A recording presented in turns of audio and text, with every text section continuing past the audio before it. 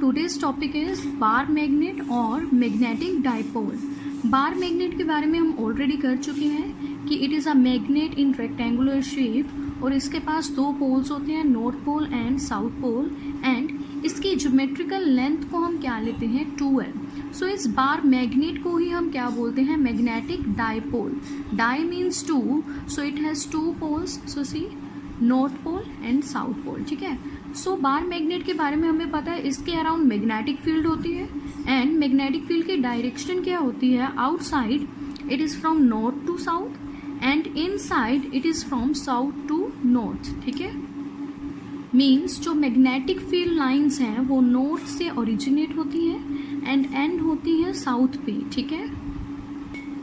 So, a magnet having south and north poles of equal strength separated by some distance is called magnetic dipole. ठीक है. तो magnet जिसके पास north and south पोल हो, जिनमें कुछ distance हो, उसे ही हम क्या बोलते हैं मैग्नेटिक डाइपोल. और ये जो सम डिस्टेंस है इसे हम रिप्रेजेंट करेंगे 2l के साथ. So next is pole strength and it is denoted by small m. Pole strength is the amount of force exerted by one of the poles of a magnet to the pole of other magnet.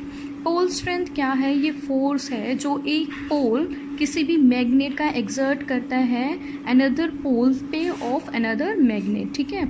So bar magnet के पास कितने poles होते हैं, two poles, north pole and south pole. ठीक है. और पोल होता क्या है, हमें पता है पोल वो पॉइंट है मैग्नेट का जिसके अराउंड मैग्नेटिक फील्ड मैक्सिमम होती है आउटसाइड. सो नॉर्थ पोल की पोल स्ट्रेंथ को हम रिप्रेजेंट करेंगे प्लस m के साथ एंड साउथ पोल की पोल स्ट्रेंथ को हम रिप्रेजेंट करेंगे माइनस m के साथ. प्लस m क्यों, बिकॉज मैग्नेटिक फील्ड लाइंस कहाँ से स्टार्ट होती हैं, नॉर्थ पोल से. सो यहाँ से मैग्नेटिक फील्ड लाइंस आउटवर्ड है, so plus m. And south pole से मैग्नेटिक फील्ड लाइंस कैसी होती हैं, इनवर्ड. सो इसकी पोल स्ट्रेंथ को हम क्या लेते हैं माइनस m. सो यहाँ पे मैग्नेट के अक्रॉस, नॉर्थ पोल के अक्रॉस हम पोल स्ट्रेंथ लिखेंगे plus m and south pole के अक्रॉस हम पोल स्ट्रेंथ लिखेंगे माइनस m. ठीक है. सो अब आपको क्वेश्चन आ जाता है एग्जाम में कि अगर हम किसी मैग्नेट को कट कर दें टू इक्वल पार्ट्स में तो उसकी पोल स्ट्रेंथ पे क्या इफेक्ट पड़ेगा. So if a magnet is cut into two equal parts तो पोल स्ट्रेंथ पे क्या इफेक्ट पड़ेगा.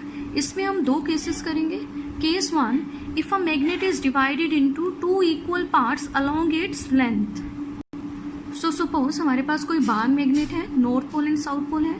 अगर हम इसे डिवाइड करें टू इक्वल पार्ट्स में, कैसे डिवाइड करें, अगर हम इसे लेंथ के अक्रॉस कट करें, मीन्स यहाँ से डिवाइड करें, तो पोल स्ट्रेंथ पे क्या इफेक्ट पड़ेगा. सो सी जब भी आप किसी मैग्नेट को डिवाइड करोगे अलोंग इट्स लेंथ, तो जो दो पार्ट्स आएंगे मैग्नेट के वो भी एक इंडिविजुअल मैग्नेट की तरह बिहेव करेंगे एंड उनकी पोल स्ट्रेंथ क्या होगी इनिशियल से हाफ. इनिशियली देखो पोल स्ट्रेंथ नॉर्थ पोल के पास क्या थी plus m and south pole के पास क्या थी माइनस m. और आफ्टर डिवाइडिंग जो दो मैग्नेट्स आएंगे हमारे पास, इनके पोल्स की पोल स्ट्रेंथ क्या होगी, हाफ हो जाएगी इनिशियल की. नॉर्थ पोल के पास क्या आएगी प्लस m/2, सेकेंड की भी सेम. साउथ पोल के पास क्या आएगी minus m/2, so minus m/2. Then after division each part will be a magnet with pole strength half of the initial. ठीक है. सो हाफ क्यों होगी, देखो अगर मैं इन दोनों पार्ट्स को ज्वाइन कर दूं तो ये मैग्नेट आएगा. मीन्स अगर मैं इन दोनों को ज्वाइन करूं तो हमारे पास रिजल्टेंट पोल स्ट्रेंथ क्या आनी चाहिए plus m and minus m. सो सी जब हम इन दोनों को ज्वाइन करेंगे दोनों की पोल स्ट्रेंथ क्या होगी, ऐड हो जाएगी. सो m/2 प्लस m/2 क्या होगा हमारे पास m, minus m/2 plus minus m/2, इसका आंसर भी क्या आएगा माइनस m. ठीक है. इसीलिए इनकी पोल स्ट्रेंथ क्या हो जाएगी हाफ.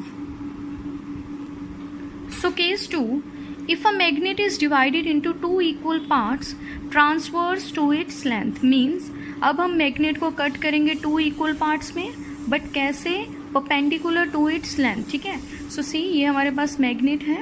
अब हम इसे कैसे कट करेंगे, सेंटर से कट करेंगे कुछ ऐसे. ठीक है. सो सपोज हमने इस मैग्नेट को कट कर दिया. सो सी इस मैग्नेट को जब मैं सेंटर से कट करूंगी तो कुछ ऐसी शेप आएगी, नॉर्थ पोल एक साइड एंड साउथ पोल एक साइड. सो अब देखो इसमें आपको याद क्या रखना है, इसका हम आगे प्रूफ भी करेंगे कि आइसोलेटेड मैग्नेटिक पोल्स कभी भी एग्जिस्ट नहीं करते। मींस सिंगल पोल्स, कौन से पोल्स, मैग्नेटिक पोल्स नेचर में कभी भी एग्जिस्ट नहीं करते। ठीक है, सो जैसे हम इसको कट करेंगे तो यहाँ पे देखो हमारे पास सिर्फ नॉर्थ पोल बच रहा है, बट सिंगल पोल कभी भी एग्जिस्ट नहीं करेगा। सो सिमेट्री को होल्ड करने के लिए क्या होगा, यहाँ पे एक साउथ पोल अपने आप डेवलप हो जाएगा। एंड सिमिलरली ये अकेला साउथ पोल है तो इस साइड एक नॉर्थ पोल अपने आप डेवलप हो जाएगा। So see I have drawn south pole here and north pole here, और उनकी पोल स्ट्रेंथ मैंने लिखी है -m + m। इसका मतलब क्या है, जब आप किसी मैग्नेट को सेंटर से कट करोगे तो उसकी पोल स्ट्रेंथ सेम ही रहेगी। अगर इनिशियली नॉर्थ पोल के पास पोल स्ट्रेंथ +m थी तो आफ्टर डिवीजन भी पोल स्ट्रेंथ क्या रहेगी, सेम रहेगी। Similar for the south pole. So कैसे, यहाँ पे देखो अगर मैं इन दोनों पीसेस को ज्वाइन कर दूं तो हमारे पास ये बार मैग्नेट बनेगी। मींस रिजल्टेंट ये आना चाहिए। तो सी अगर मैं इन दोनों को ज्वाइन करूंगी -m एंड +m आपस में कैंसिल हो जाएंगे तो ये एक बार मैग्नेट बन जाएगी इसके इक्वल ही। सो इसके बारे में रीड कर लेते हैं। Each part will be a magnet of same pole strength. जैसे मैंने बताया आफ्टर डिवीजन भी पोल स्ट्रेंथ क्या होगी, सेम रहेगी। बट आपको यहाँ याद क्या रखना है, आइसोलेटेड पोल्स, कौन से पोल्स, मैग्नेटिक पोल्स एग्जिस्ट नहीं करते नेचर में। ठीक है, सो मैंने यहाँ नोट में वही लिखा है, isolated magnetic monopoles mean single poles doesn't exist. ठीक है, इसका हम प्रूफ भी करेंगे गॉसेस लॉ में। So now next is magnetic moment. It is denoted by M vector. So जैसे हम फर्स्ट यूनिट में कर चुके हैं कि अगर इलेक्ट्रिक डायपोल है तो उसके पास क्या होगा, इलेक्ट्रिक डायपोल मोमेंट। सिमिलर यहाँ पे है, अगर हमारे पास मैग्नेटिक डायपोल है तो उसके पास क्या होगा, मैग्नेटिक मोमेंट होगा m vector. So it is a vector quantity whose magnitude is equal to product of pole strength and magnetic length 2L। So ये वेक्टर क्वांटिटी है जिसका मैग्नीट्यूड मींस m वेक्टर का मोड किसके equal होगा, product of pole strength into dipole length, magnetic dipole की length जो क्या है 2L। सो m इंटू 2L क्या है इसका formula.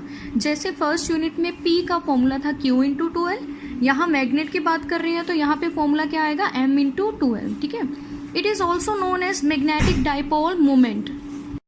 Since magnetic moment is a vector quantity, so इसकी डायरेक्शन क्या है, its direction is from south pole to north pole of a magnet.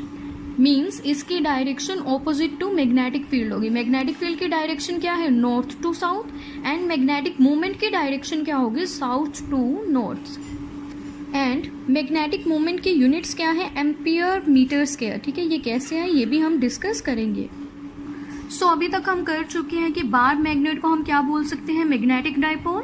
And her magnetic dipole के पास क्या होगा, मैग्नेटिक मोमेंट, जिसका फॉर्मूला क्या है, M is equal to pole strength mean small m into dipole length 2L। ठीक है, सो अब नेक्स्ट टॉपिक क्या है कि करंट कैरिंग कॉइल भी एक मैग्नेटिक डाइपोल की तरह एक्ट करती है। So current carrying coil as magnetic dipole, अब इसे हम प्रूव करेंगे।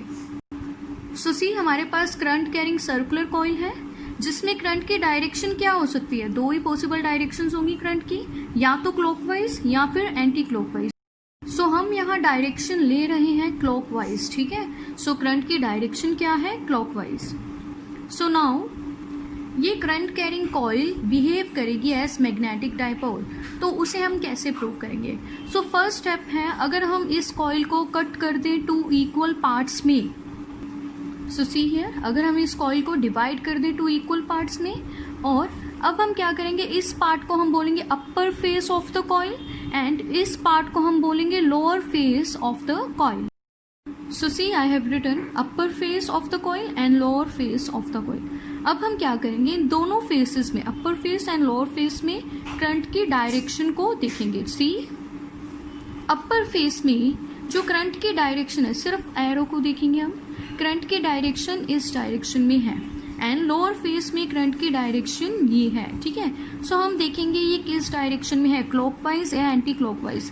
अगर हम इस एरो को देखें तो ये एरो किसकी डायरेक्शन में जाता है, क्लॉकवाइज। सी कुछ ऐसे जाएगा ये एरो, और अगर हम इस एरो को देखें, सिर्फ एरो को देखेंगे तो ये कुछ ऐसे जाएगा, मीन्स एंटी क्लॉकवाइज, मीन्स इस कॉइल में अपर फेस में अगर आप एरो को देखें तो वो क्लॉकवाइज डायरेक्शन में करंट है, लोअर फेस में एरो को देखें तो करंट की डायरेक्शन एंटी क्लॉकवाइज है, ठीक है। सो जिस फेस में करंट की डायरेक्शन क्लॉकवाइज होगी वो फेस एक्ट करेगा एज साउथ पोल, ठीक है।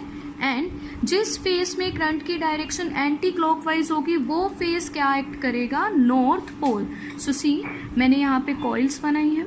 अगर कॉइल के अपर फेस में हम फेसेस देखेंगे, करंट की डायरेक्शन क्या है, क्लॉकवाइज, ऐसे ही जाना था इसे। सो ये फेस क्या एक्ट करेगा, साउथ पोल। सो देखो मैंने यहाँ एस लगा दिया है। याद कैसे रखेंगे आप, एरोज लगा दो आगे। सी ये कैसे रोटेट करेगा एस, ये वाला एरो इसे ऐसे लेके आएगा एंड ये वाला एरो इसे ऐसे लेके जाएगा, तो ये डायरेक्शन कौन सी है, क्लॉकवाइज। तो जिस फेस में करंट की डायरेक्शन क्लॉकवाइज होगी वो फेस क्या होगा, साउथ पोल, ठीक है।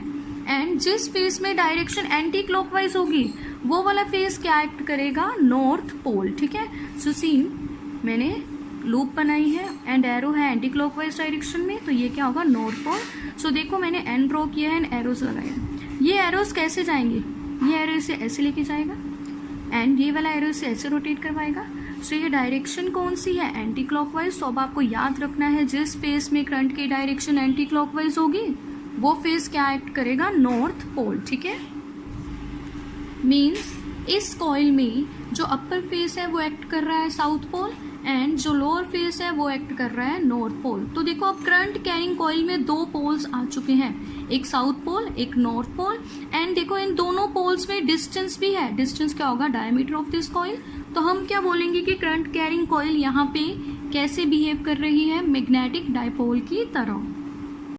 So see I have written here, the face of the coil in which current is in clockwise direction acts as a south pole and the face of the coil in which current is in anti-clockwise direction acts as a north pole, ठीक है। So अगर current carrying coil magnetic dipole की तरह behave कर रही है तो इसके पास मैग्नेटिक डायपोल मोमेंट भी होगा या मैग्नेटिक मोमेंट भी होगा। सो वो किसके इक्वल होगा, m is equal to current into area, ठीक है। सो मैग्नेटिक मोमेंट का अनदर फॉर्मूला है करंट इनटू एरिया, एक हम कर चुके हैं m इंटू 12, ठीक है। सो यहाँ से हम इसके यूनिट्स लिख सकते हैं। करंट के यूनिट क्या होते हैं, एम्पियर, एंड एरिया के यूनिट्स क्या होते हैं, metre square. So units of magnetic moment is ampere metre square, ठीक है। तो ये यहाँ से आए एंड इस पूरे टॉपिक को हम क्लॉक फेस रूल भी बोलते हैं, ठीक है। सो नेक्स्ट हम करेंगे यूनिट्स ऑफ पोल स्ट्रेंथ, ठीक है। सो सिंस हमारे पास मैग्नेटिक मोमेंट का अनदर फॉर्मूला भी है, m is equal to pole strength small m into 2l means dipole length, ठीक है। सो पोल स्ट्रेंथ, यहाँ से हम पोल स्ट्रेंथ का फॉर्मूला निकाल लेंगे। m इज इक्वल टू क्या आएगा, m/2l एंड हमें m के यूनिट्स अब पता है। m के यूनिट्स क्या थे, ampere metre square and 2l तो कांस्टेंट है, लेंथ के यूनिट्स क्या होंगे, मीटर। सो यहाँ से मीटर इसके साथ ये कैंसिल हो जाएगा। सो पोल स्ट्रेंथ के यूनिट्स हैं एम्पियर मीटर, ठीक है।